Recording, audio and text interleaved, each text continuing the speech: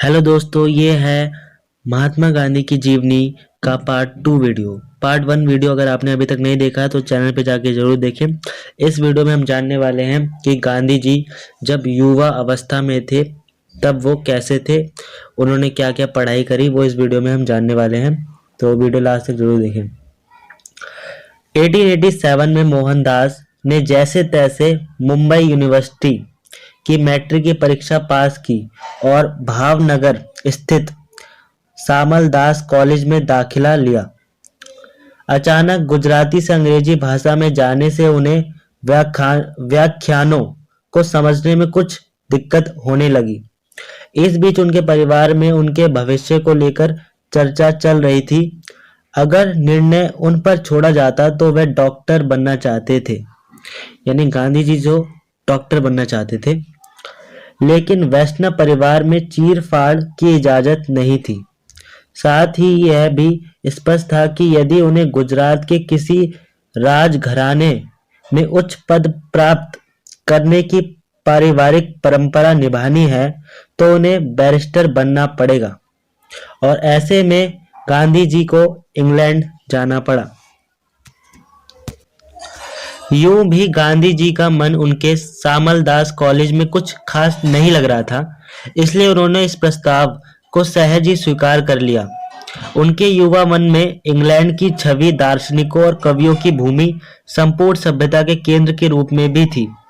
सितंबर 1888 में वे लंदन पहुंच गए। वहां पहुंचने के 10 दिन बाद वे लंदन के 4 कानून महाविद्यालयों में से एक इनर टेम्पल में दाखिल हो गए। यानी लंदन लंदन में ना, जो उस समय लॉ की जो यूनिवर्सिटी होती थी उनमें से एक इनर टेम्पल में गांधी जी ने वहां पर 1888 में जाकर वो वहां पर दाखिला ले लिया था। तो देखा दोस्तों, गांधी जी ने अपनी पढ़ाई को लेकर कितने ज़्यादा तो देखा दोस्तों, गांधी जी ने अपनी पढ़ाई को पूरा करने के लिए कितना ज़्यादा स्ट्रगल किया। वो विदेश भी गए, विदेश यानी लंदन, और वहाँ पर उन्होंने लॉ की डिग्री भी ली और फिर वो 1914 में भारत लौट आए। जैसे ही वो भारत लौट कर आए तो जो भारतवासी थे उन्होंने गांधी जी को महात्मा कहकर पुकारा था पहली बार, और तभी से गांधी जी ने भारत को बेहतर करने के लिए, भारत की जो स्थिति चल रही थी उस समय, उसको बेहतर करने के लिए अपना जो प्रयास वो कर सकते थे, जो उनका संभव हो सकता था उनसे, वो सब उन्होंने करना स्टार्ट करा।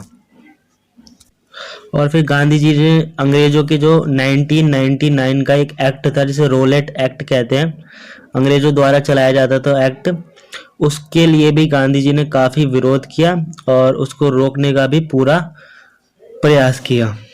और इसी तरह गांधी जी के कई प्रयासों से, उनके कठिन परिश्रम से 15 अगस्त 1947 को, जैसे कि हम सभी जानते हैं, भारत आज़ाद हो पाया। तो दोस्तों, गांधी जी का केवल भारत में ही नहीं बल्कि विश्व के सभी जाने माने देशों में भी उनका काफ़ी प्रभाव रहा। काफ़ी ज़्यादा विदेश के लोग भी गांधी जी से प्रेरित हुए।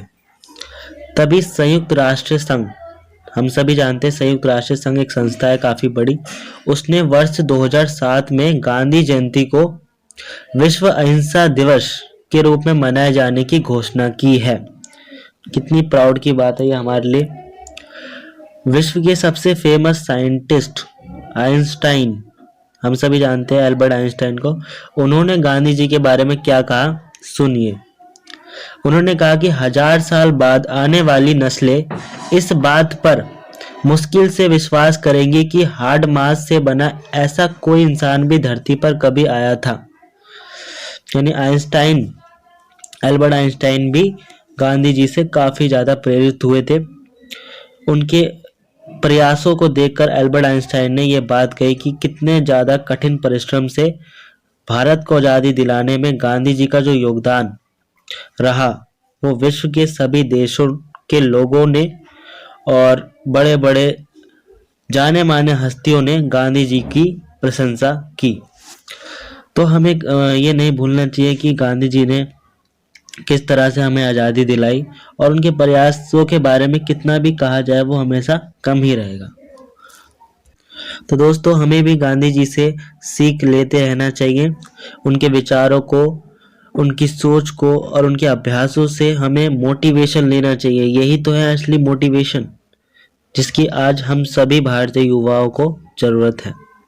तो दोस्तों इसी के साथ हम गांधी जी की जीवनी का ये सीरीज को एंड कर रहे हैं। मिलते हैं ऐसी किसी महान लीडर की एक महान और रोचक कहानी के साथ अगली वीडियो।